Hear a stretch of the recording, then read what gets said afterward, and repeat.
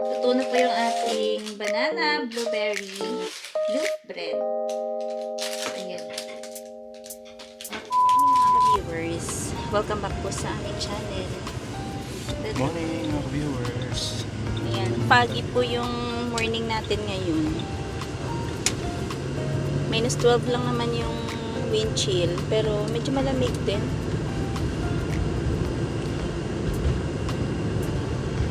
Umaga. Sarap ng kape nito. Oo. Kape tayo after neto. Sa bahay na. Pupunta po ako ngayon sa hospital ulit. Babalik ko lang po yung monitor kasama yung diary na binigay sa akin. So, ganito po siya. Ayan. Andyan po yung diary, tapos yung monitor. And then, idadrop ko lang po dun sa department kung saan to nanggaling. So, after 2 days, nakaligo din ako. Pagpatak ng alas 8, tinanggal ko agad yung mga naka-plaster sa akin kasi may allergy ako sa yung mga nakadikit na parang tape, yung mga medical tape. Tapos nawala sa isip ko, hindi ko pala nabanggit dun sa nurse na naglagay.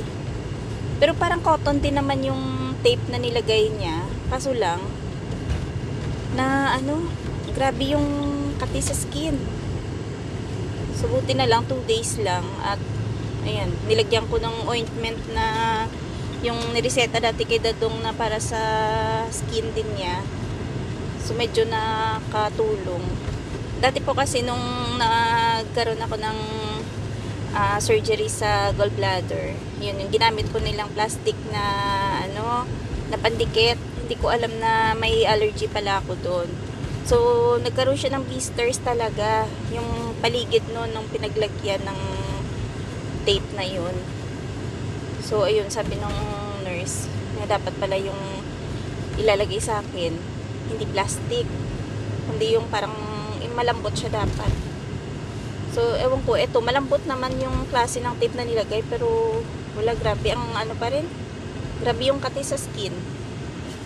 So nakalagpas na ako doon. Antayin ko na lang kung ano yung sunod na sasabihin ng doktor, kung papaschedule ba niya ako for another appointment. So hopefully okay lang yung result nito. Kasi wala naman din akong naramdaman na hilo or kung ano man, or palpitation. Pero ayan, hintayin ko na lang yung sunod na tawag. Dahil Sabado po, ayan tahimik ng downtown. Sa bagay alas 9 pa lang kasi. At wala din naman pasok yung mga opisina, no?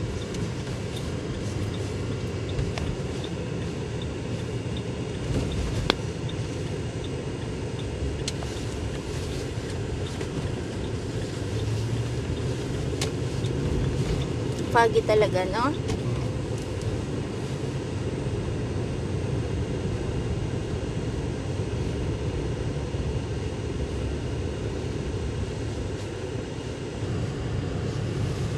Ito yung Rogers pala yan dyan. Ito to, Ramada to, diba? Ramada Hotel. Yung layuan natin. Ramada Plaza.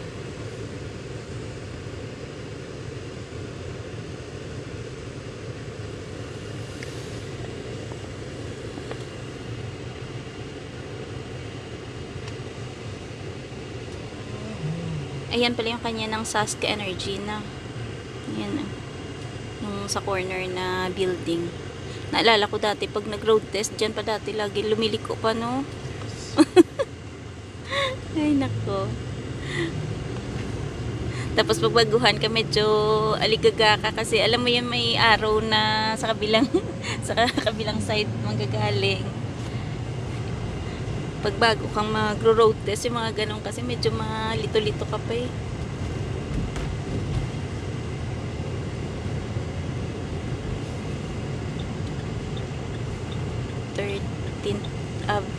Of 14th of. So ayan po, papasok na tayo dun sa hospital. So, walang nag-aantay. Pwede mo kaantayin lang siguro saglit, no?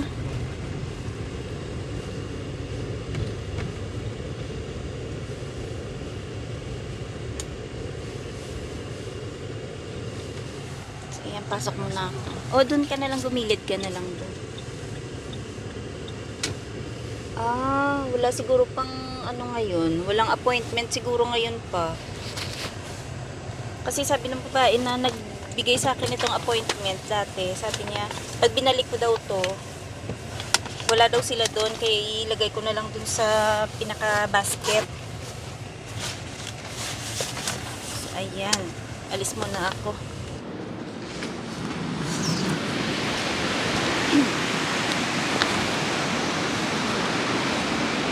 So, papunta po ako dun sa 3rd floor. Dun muna ako sa elevator.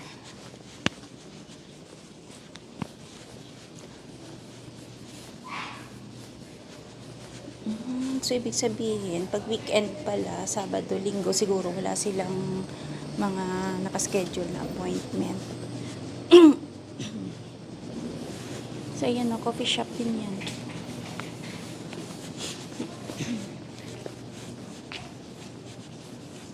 So, dito ako sa elevator 5 and 6.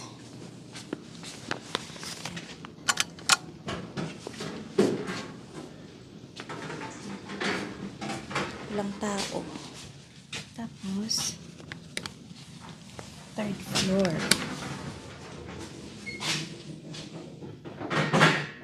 Ayan. So, ayan po. Hindi busy yung elevator dito. Oo nga, wala nga sila din eh. So, ayan o, sarado. Ayan. So, i-drop ko lang po dito sa box yung aking ayan, envelope. So, double check ko lang. Ayan. So, andyan na siya. Yan yung waiting room ko eh. Pagka napunta ako dito. Yan yung sabi ko dati na dyan ka magbigay ng yung papel pag galing kang registration. So, yan dali. Ulit tayo. Tayo sa 1. Dan muna kami ni Dadong sa Everyday Kitchen. Masarap yung donut nila doon. Bigay lang. May nag-sponsor. Salamat sa nagbigay. Alam mo na kung sino ka. Parang alam mo yung aampon ng panahon. Hindi ganun talaga pagka yung palapit na yung spring. Alam mo yun, parang may konting Bagis. wisik-wisik pa ng snow. Tapos may ulan-ulan. Buti nga dito, hindi siya ganun kabaha. Nakikita ko yung mga post sa Saskatoon pa. Mabaha kaya. Mga tambak ng snow siguro. Baka hindi natanggal. Tapos yun, nalusaw. Ewan ko, ano ba sabi ng phone mo? Hindi nagsasalita. Ay, oo. Dito nga banda. Papunta dun, auto electric pala to. Tapos pag ganun, pakaliwa pala siya. Okay. In 200 meters, your destination will be on the right. Ah, ito lang pala yun, Dadong. Pwede nga tayo dun pa, sa likod pa. Tapos, pwede tayo ata dumaan dun. Ayun. Your destination is on the right. So, ito po yung The Everyday Kitchen. Siguro dyan.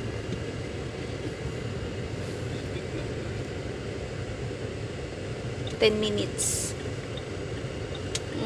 Pwede. Dito na lang.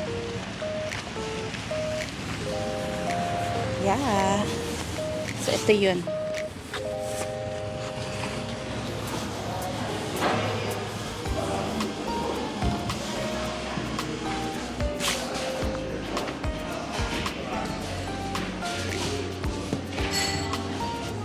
So, ang ganda ng place.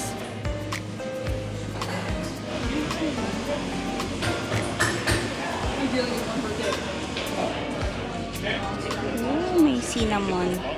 Ayan. Thank you so much sa pa-donut. Matagal na to eh. Pistachios Oo, tapos... hindi ko pa nagamit yung coupon. Pistachio, ano yan, banana cream pie. Wala silang ibang flavor pa. Baka nung ano yung lang last yun. time mo, hindi. Wala na yun, yung ibang mga flavor nila. Kasi pang Valentine's lang ata yun. No. Tapos, ayan, kinuha na ko si Dadong ng bagel. Ayan. Thank you. Ayan, may pangkape na si Dadong. Okay. Tapos ito, Dudni na. Yan yung 4 points na hotel.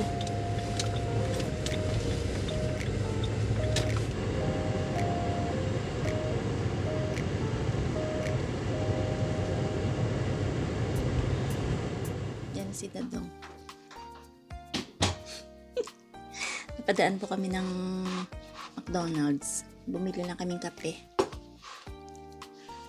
Tapos, titikman na natin yung pistachio donut. Okay. Tatawa si Dadong. Hindi ka naman kita. Masarap yung donut nila dito kasi sourdough nga. So, yung mga ayun oh, yung mga glaze nila nagko-complement sa lasa ng sourdough na donut. Masarap. Kahit medyo Hindi siya ganun ka. naman. Bumibili, no? Kahit mahal. Medyo mahal. Medyo mahal lang siya. Ewan ko yung iba ba, magkano ba yung mga donut? Doon kasi almost 4 yung donut nila. Pero masarap Ano naman. yung order mong kape? Double-double. Double-double? Oh my gosh. Amala. Bait. Double-double pa. Ang si Dadong. Kain tayo. Ang anggulo kasi. Ang anggulo ko ganun.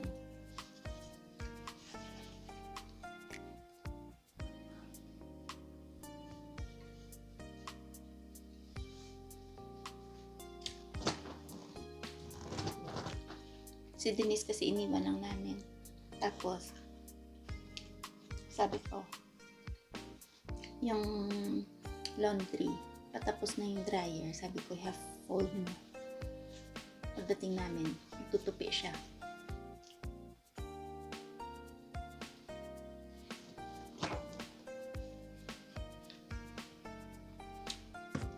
Nagmash po ako dito ng bananas kasi gagawa po tayo ngayon ng banana blueberry loaf bread.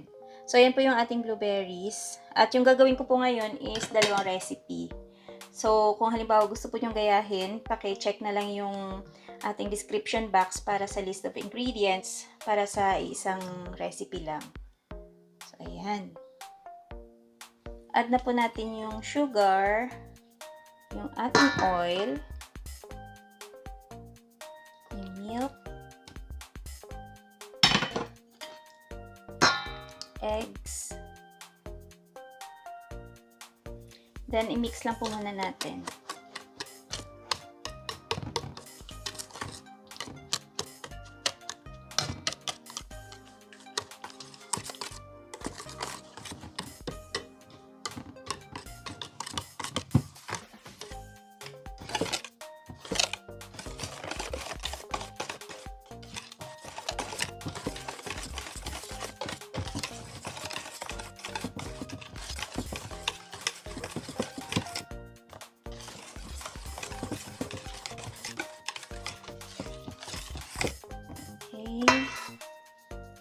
Add na po tayo ng vanilla.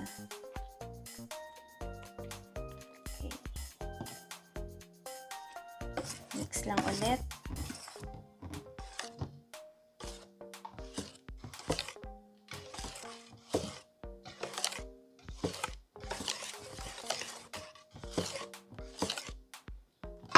At lagyan natin yung salt at yung ating baking soda. So, ayan po, na-add na natin dito yung ating dry ingredients. Ayan. At, syempre, i-mix na natin.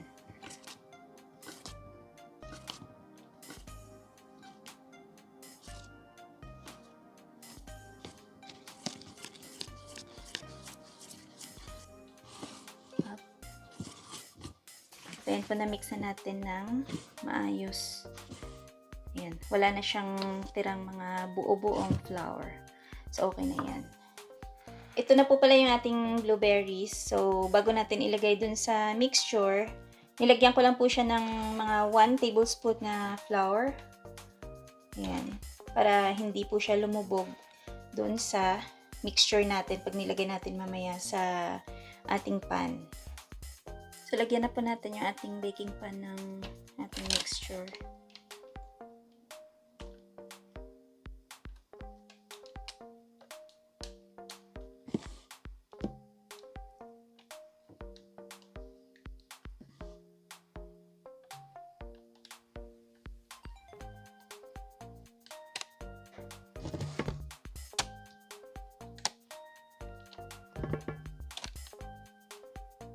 So, ayan na po, nailipat ko na sa dalawang baking pan yung ating butter. At lagyan na natin ng blueberries. So, hatiin lang natin sa dalawa. Ayan o. Diba kung mapapansin nyo, nasa taas lang siya, pero mamaya pwede nating i-mix para kahit papano may pumunta din sa baba. Ayan.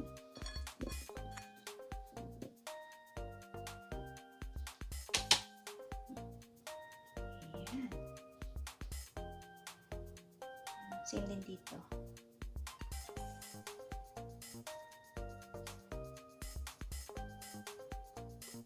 Okay.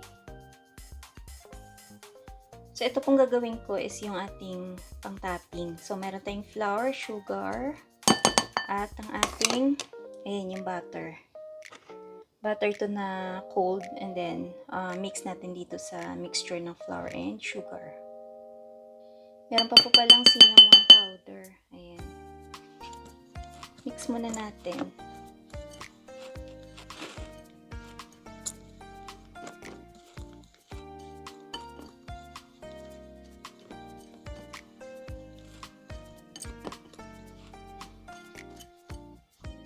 Yung pwede na yan. Tapos ilagay na natin yung ating butter.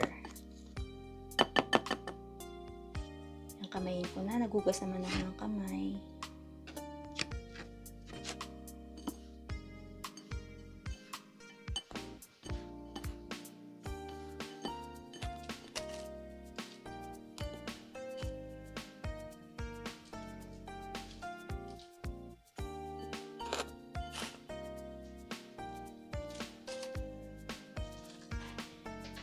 I-bake na po natin to kasi preheated na po yung ating oven. Okay? Ayan, balikan natin after 40 minutes. So, ayan mga ka-viewers. After mga 55 minutes, ayan, luto na po yung ating banana blueberry loaf bread. So, ayan. Careful lang kasi mainit. Ayan, akyat natin dyan. Okay. Oh, sarap po lang. So, ganyan po yung itsura niya, oh. Ayan. So, yung ibang blueberries, naunahan ko ata yung timer ko, saglit. So, ayan. So, hayaan muna natin siyang mag-cool down. At least mga 10 minutes bago natin siyang slice. Okay? Ayan. So, ayan mga ka-viewers. Slicean na natin itong ating banana blueberry na bread. Ayan o. Diba? Sakto lang po yung pagkaluto niya. Ayan. Slice natin.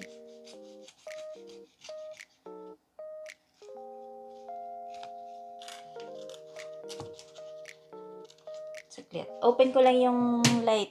Ayun, mas maganda pagkabukas yung light, diba? So, ganyan yung kanyang itsura. Parang yung muffin din. Ayan. O, diba? Nice. Yung kanyang pagkaluto.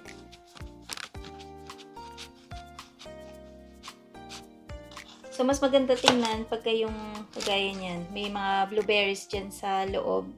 Yan o, yung iba na sa ilalim. Hindi yung lahat nasa taas lang. or lahat nasa baba lang. Kung di ano siya, even po yung pagkalagay. Meron sa pinakailalim, meron sa middle, ayan, meron sa taas. So, ayan. Tingnan natin tong pangalawang slice. So, ganyan po yung itsura niya. Ayan, napaka-moist. At, ayan o. Ayan. Pero medyo mainit pa siya ha. At siguro kung medyo mag-cool down pa yan, mas gaganda yung itsura niya. Kasi yun nga, parang kala mo parang basa, 'di ba? Pero okay naman na yung pagkaluto niya. So, ayan po ang tikman ko muna. Masarap po siya. Hindi siya ganun katamis. Tsaka parang may merong konting crunch itong topping niya. So, ayan. Balik ko muna yung dulo. At subukan po nyo yung gantong recipe kasi napakasarap po niya. Ayan no. Diba? Hindi siya dry. Tapos, hindi siya ganun katamis. Saktong-sakto pang merienda, pang baon. Pwede rin pang handa. Ayan. So, kung gusto po yung itry, yung list po ng mga ingredients ay nasa description box lang. At hanggang dito na lang muna yung aming video for today. Maraming salamat sa palaging panonood. At sa mga hindi pa po nakapag-subscribe, pa-subscribe na lang sa aming channel. Paki-like itong video, tsaka, ayan, pa-leave na lang din po ng comment. Ingat-ingat! Bye-bye! Ay naku, saktong-sakto to sa kape, tapos sa tsaa. Diba? Ayan o, yung isa. Ayan. Dami ng pangkape si Dado.